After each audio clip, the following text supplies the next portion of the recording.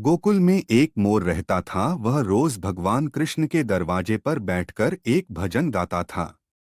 मेरा कोई ना सहारा बिना तेरे, गोपाल सांवरिया मेरे। और रोज आते जाते भगवान के कानों में उसका भजन तो पड़ता था, लेकिन कोई खास ध्यान न देते। मोर भगवान के विशेष स्नेह की आस में रोज भजन गाता रहा। एक एक दिन करते एक साल बीत गया। मोर प्रतिदिन भजन गाता रहा। प्रभु सुनते भी रहे, लेकिन कभी कोई खास तवज्जो नहीं दिया। बस वह मोर का गीत सुनते, उसकी ओर एक नजर देखते और एक प्यारी सी मुस्कान देकर निकल जाते। इससे ज्यादा साल भर तक कुछ न हुआ तो उसकी आस टूटने लगी। साल भर की भक्ति पर भी प्रभु प्रसन्न न हुए तो मोर रोने लगा। वह भगवान को याद करते हुए जोर से रोने लगा कि उसी समय वहां से एक मैना उड़ रही थी। उसने मोर को रोता हुआ देखा तो उसे बड़ा आश्चर्य हुआ। आश्चर्य इस बात का नहीं था कि कोई मोर रो रहा है, अचंभा इसका था कि श्री कृष्ण के दरवाजे पर भी कोई रो रहा है।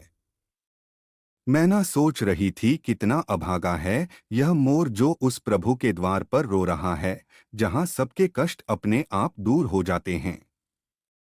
मैना मोर के पास आई और उससे पूछा कि तू क्यों रो रहा है।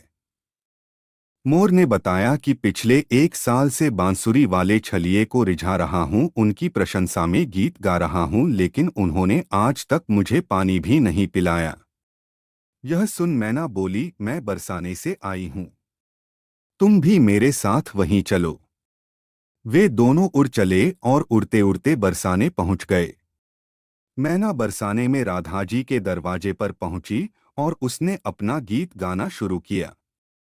श्री राधे राधे राधे, बरसाने वाली राधे। मैना ने मोर से भी राधा जी का गीत गाने को कहा।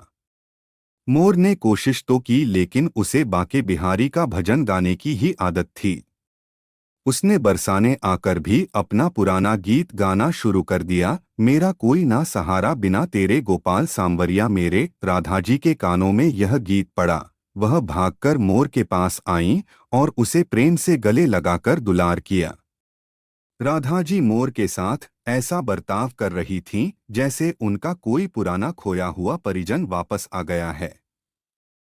उसकी खातिरदारी की और पूछा कि तुम कहाँ से आए हो। मोर इससे गदगद हो गया। उसने कहना शुरू किया, जय हो राधा रानी, आज तक सुना था कि आप करुणा की मूर्ति हैं, लेकिन आज यह साबित हो गया।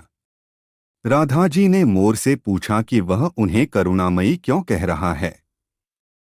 मोर ने बताया कि कैसे वह साल भर श्याम नाम की धुन रमता रहा, लेकिन कन्हैया ने उसे कभी पानी भी न पिलाया।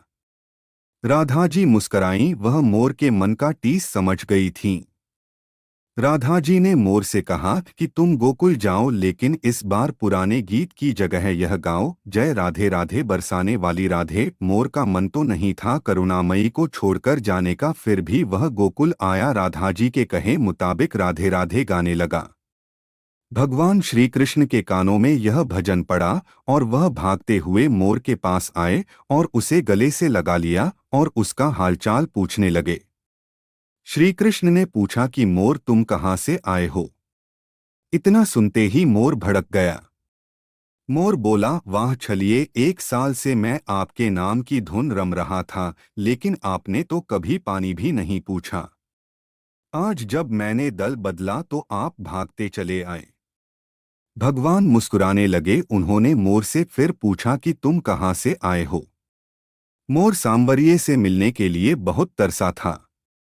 आज वह अपनी सारी शिकवा शिकायतें दूर कर लेना चाहता था।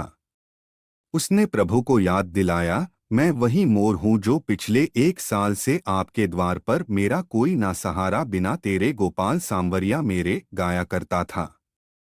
सर्दी गर्मी सब सहकर एक साल तक आपके द्वार पर पड़ा रहा।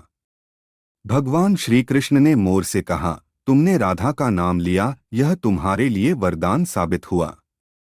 मैं वरदान देता हूँ कि जब तक यह सृष्टि रहेगी तुम्हारा पंख सदैव मेरे शीश पर विराजमान होगा। पुनि पुनि कहती हैं ब्रज नारी, धन्य बड़ भागिनी राधा तेरे बस गिरिधारी। करुणा में सरकार मेरी राधा प्यारी।